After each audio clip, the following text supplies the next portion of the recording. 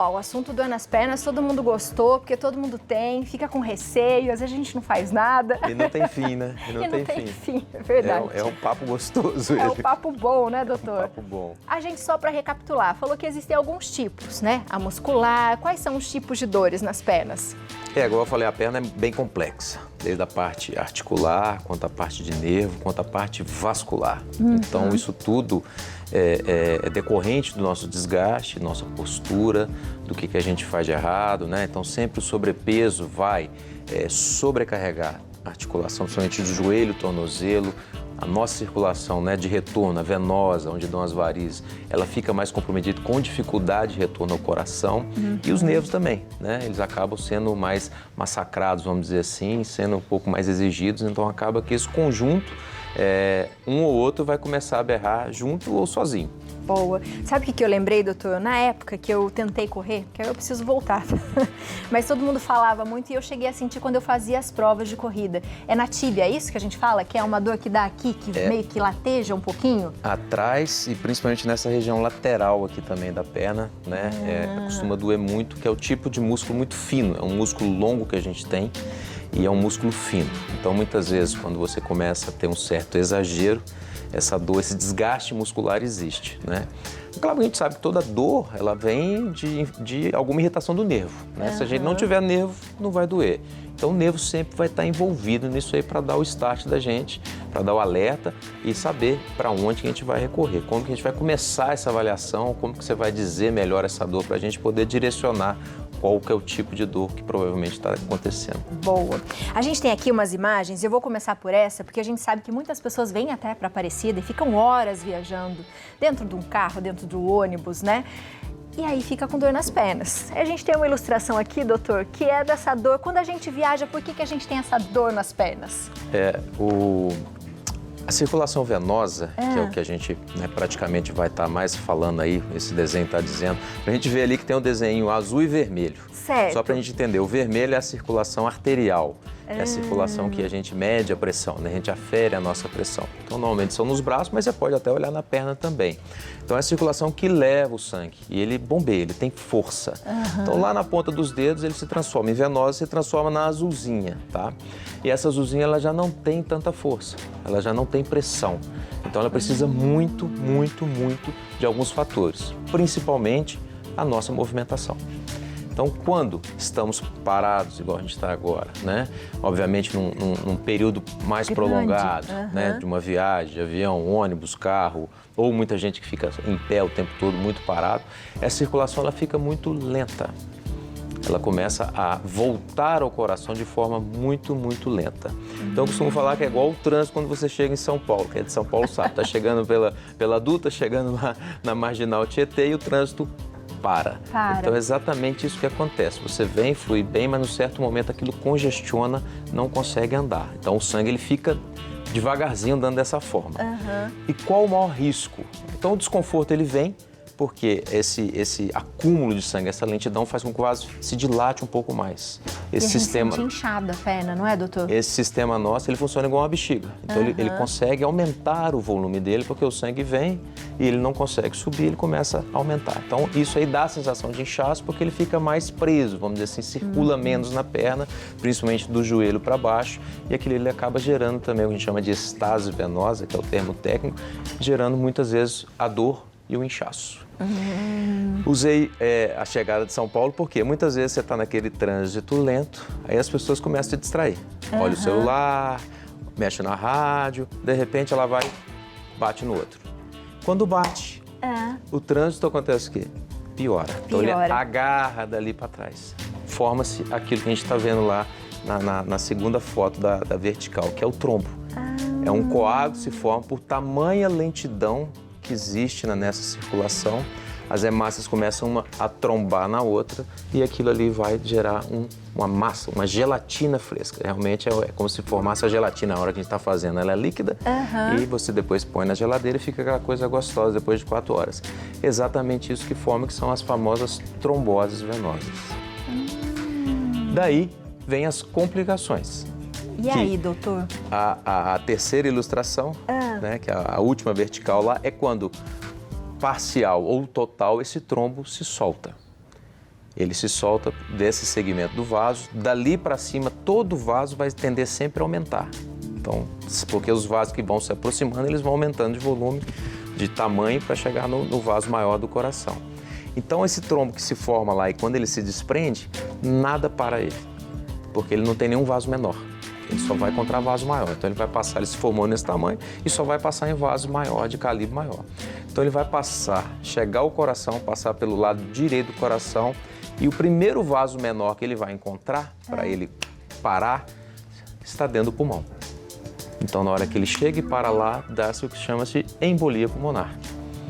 Que é uma doença que foi muito mais famosa aí com a situação de Covid. Então, aquele coágulo se para na circulação do pulmão e a pessoa começa a ter dor no peito, falta de ar e, dependendo do tamanho desse coágulo, da localização que ele parar, ele pode até matar.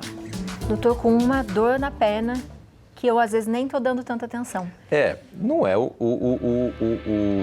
rotineiro que acontece com todo mundo, mas muitas vezes eu atendo paciente no consultório, que a esposa está lá sentindo dor na perna, o marido vai lá, faz um carinho, uma massagem à noite, aí fica lá 10 dias fazendo isso. Aí depois, não melhorou, procura o vascular. Quando chega lá, uma bela de uma trombose. Então, quando se massageia essas tromboses no segmento agudo, né, no início da doença, é muito grande o risco que tem de você dar essa massageada desse trombo se soltar e parar no pulmão. Então, essas massagens sempre são muito cautelosas, muito perigosas de serem feitas quando se existe uma suspeita ou uma grande tendência a se ter trombose. Que eu até ia perguntar isso, né? Se a gente pode fazer as drenagens. Então, assim, até isso a gente tem que ficar atento, porque de repente eu estou piorando a minha situação. É muito cauteloso, né? Para quem realmente tem aquela dor que vai, né? Que você fica em dúvida se é muscular ou não, amanhece no outro dia você nem lembra dela, provavelmente não é uma situação dessa, mas já pode ser um sinal de que você precisa olhar, porque de repente isso aí o corpo tá te falando, ô, Beni, tá doendo, vai olhar. Nossa, e de repente é o coágulo, depois acaba se formando e você fica de surpresa. A gente tem mais uma ilustração que eu quero pedir. Aqui, ó, quando dá essa dor do nervo ciático, doutor, explica pra gente o que a gente está vendo aqui.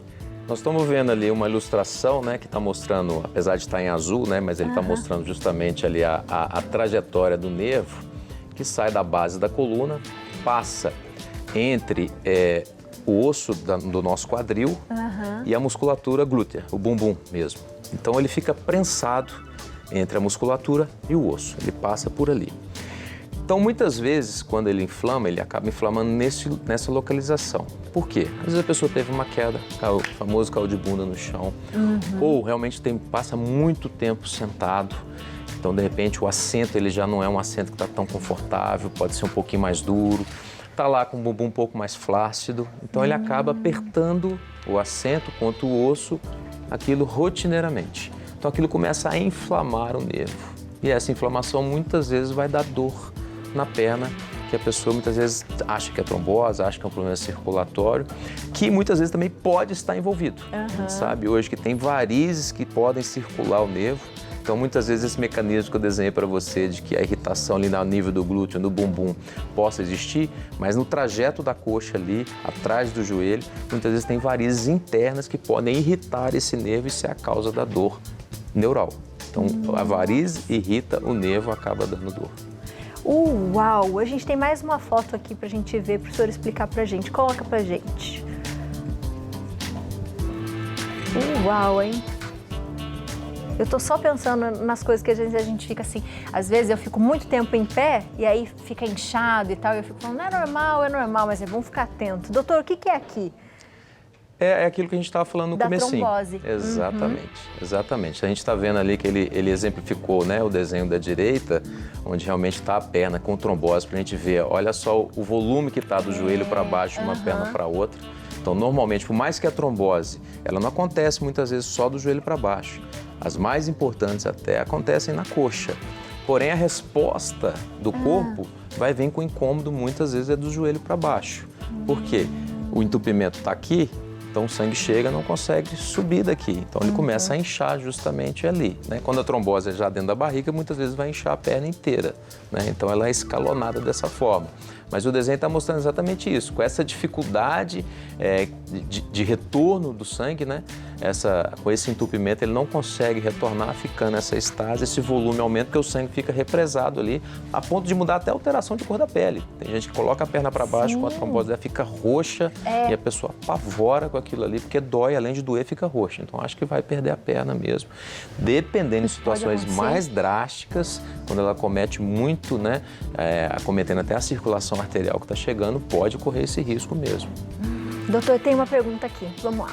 Margarete, boa tarde, doutor. O que é refluxo na veia? O que é isso, doutor? Bacana, essa pergunta é muito legal, porque a gente fala muito disso, né? Porque as pessoas passam a avaliação com a gente e às vezes fala, né? A veia mais famosa da perna é a safena, né? Todo mundo sempre assusta com ela, acha que ela chega no coração. Ela não chega no coração, ela começa no tornozelo e termina na virilha. Ponto. Ela termina em outra veia. Ela é famosa porque a gente tira ela muitas vezes e faz ponte para botar no coração. Então tem essa confusão, certo? Então ela é um marcador de varizes muito importante para a gente, tanto na trombose, mas principalmente de varizes.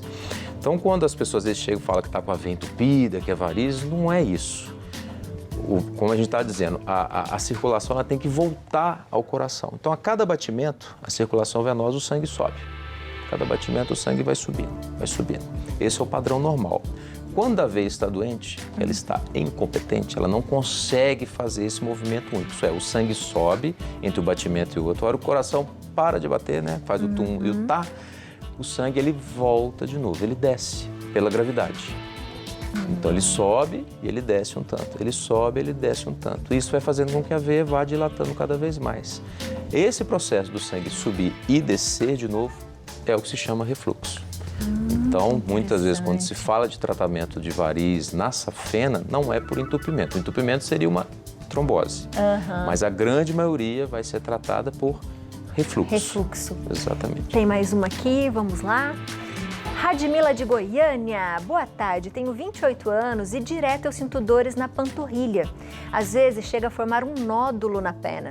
Tenho que ficar parada até as dores passarem. Gostaria de saber o que pode ser isso. Tenho casos na família de pessoas com trombose. Obrigada a você, Radmila. E aí, doutor? Sempre esse nódulo, sempre as pessoas ficam muito confusas em relação a ele.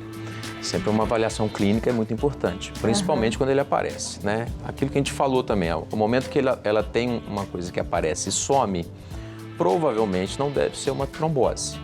Pode ser uma veia que se dilata, então na hora que ela está caminhando, a nossa circulação hiperativa, a veia já está nessa funcionalidade dupla, quer dizer, o sangue sobe e desce, então ela está em plena expansão, né, aumentando de volume igual a bexiga. Claro que isso não é visível de um dia para o outro, mas né, dia após dia isso vai aumentando e muitas vezes esse nódulo que a pessoa acha que aparece, ele acaba sendo mais visível.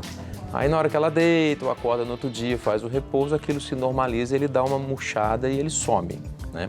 Então é importante a gente entender se ele é duro, se ele é mole, se ele aparece só nessas situações, se quando ele aparece ele ainda fica fofinho, se ele é duro mesmo. Então isso tudo uma avaliação mais bem feita seria interessante de fazer. E isso de ter casos na família de trombose é genético, doutor?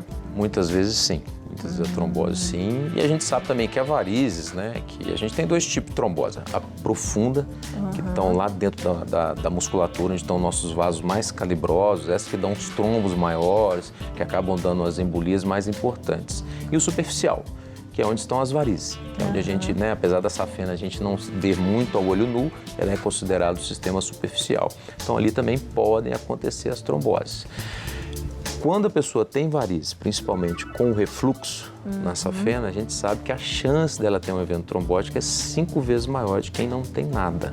Então, às vezes, tem lá paciente que tem problema na safena nas duas pernas. O risco já passa para 10 vezes de quem não tem nada. Pode não acontecer nada. Você ficar, eu costumo falar, você morrer com 150 anos não tem um evento trombótico, mas ele pode acontecer hoje à noite. Então, sempre é uma roleta russa, né? Depende muito do que você faz. Muito bom, doutor. Seja sempre bem-vindo à nossa casa, viu? Muito obrigado. Obrigado mesmo, mais uma vez, pelo convite, pela presença. Nós que agradecemos, muito bom a gente fazer essas perguntas, né? E a gente entender como é que funciona o nosso corpo, que é fantástico. Você de casa, aproveita, segue o doutor na internet, @Vanderbilt Barros, está aparecendo aí para você. Tem o Facebook também, que é Vanderbilt Barros, e o site vanderbilt.com.br. Doutor, muito obrigada mais uma vez, viu? Obrigadão. E já vamos para a próxima para a gente já pegar outro tema para falar também, viu? Ótimo. Que as pessoas adoram. Não é, minha gente? Bom, toda vez que vem médico aqui, eu não sei você de casa, mas eu também fico pensando assim, deixa eu raciocinar, ver aqui como é que eu tô, como é que tá essa saúde aqui minha, aquelas dorzinhas que eu reclamo, você fica assim também? É bom, né? É bom a gente fazer uma avaliação, não é? Porque tudo que dói muito, que incomoda muito, não tá muito bom, tá dando um alerta pra gente em casa. Então vamos se cuidar, não é?